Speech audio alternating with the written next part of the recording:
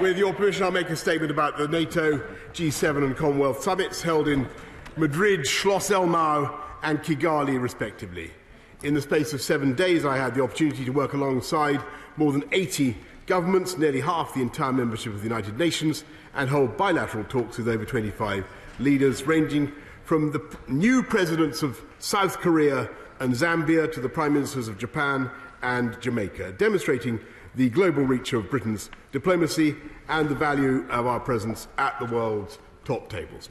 Our immediate priority is to join with our allies to ensure that Ukraine prevails in her brave struggle against Putin's aggression. At the Madrid summit, NATO exceeded all expectations in the unity and single-minded resolve of the alliance to support Ukraine for as long as it takes and to explode the myth that Western democracies lack the staying power for a prolonged crisis. All of us understand that if Putin is not stopped in Ukraine, he will find new targets for his revanchist attacks, and we are not defending some abstract ideal, but the first principle of a peaceful world, which is that large and powerful countries cannot be allowed to dismember their neighbours. And if this was ever permitted, then no nation anywhere would be safe. Therefore, our goal must be for our Ukrainian friends to win, by which I mean that Ukraine must have the strength to finish this war on the terms that President Zelensky has described. And when Putin claimed that by invading his neighbour he would force NATO away from Russia, he could not have been proved more spectacularly wrong, because the single most welcome outcome of the Madrid summit was the alliance's agreement to admit Finland and Sweden. And I hope I speak for the whole House when I say that Britain will be proud to stand alongside these fellow democracies and reaffirm our unshakable pledge to come to their aid and defend them if ever necessary, just as they would for us.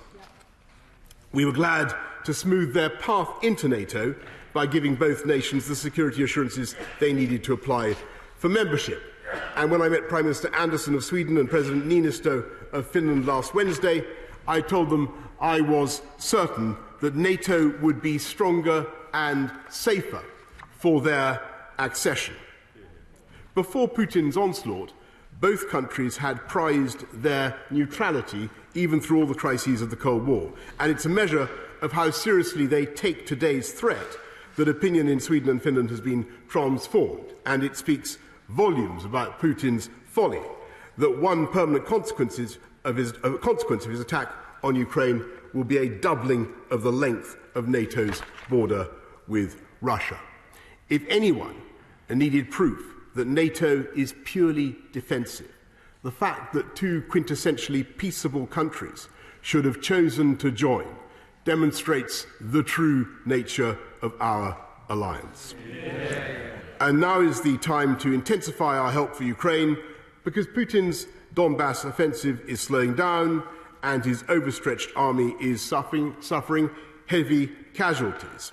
And Ukraine's success in forcing the Russians off Snake Island by sheer weight of firepower shows how difficult the invader will find it to hold the territory he has overrun.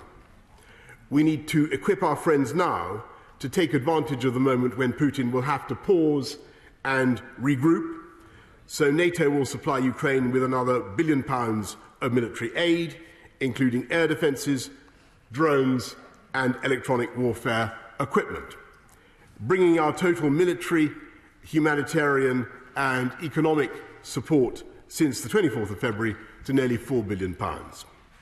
And to guarantee the security of our allies on the eastern flank, NATO agreed in Madrid to bolster its high readiness forces, and we in the UK will offer even more British forces to the alliance, including almost all of our surface fleet. We have already doubled our deployment in Estonia, and we will upgrade our national headquarters to be led by a brigadier and help our Estonian friends to establish their own divisional headquarters. If you follow the trajectory of our programmes to modernise our armed forces, Mr. Speaker, you will draw the logical conclusion that the UK will likely be spending 2.5% of GDP on defence by the end of this decade. Earlier, at the G7 summit, the first full day of talks coincided with a Russian missile destroying a Ukrainian shopping centre, killing at least 18 people.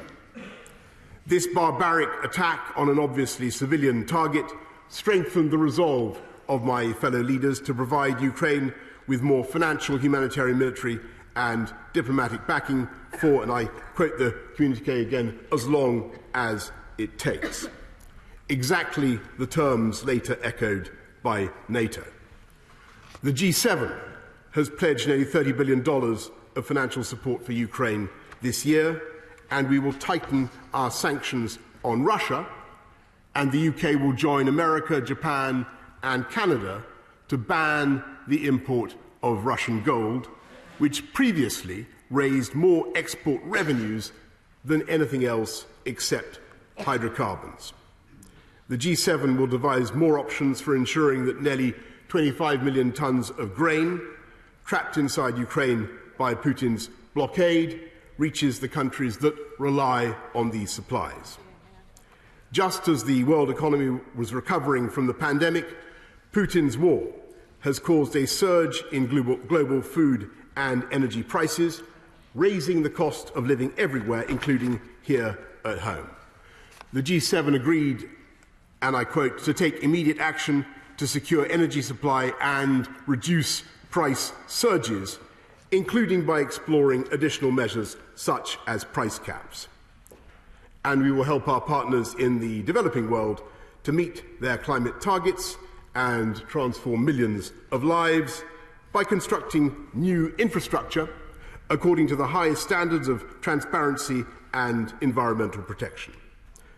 Through our Partnership for Global Infrastructure and Investment, an idea launched by the UK at the Cardiff Bay Summit last year, we will mobilise up to $600 billion of public and private investment over the next 5 years.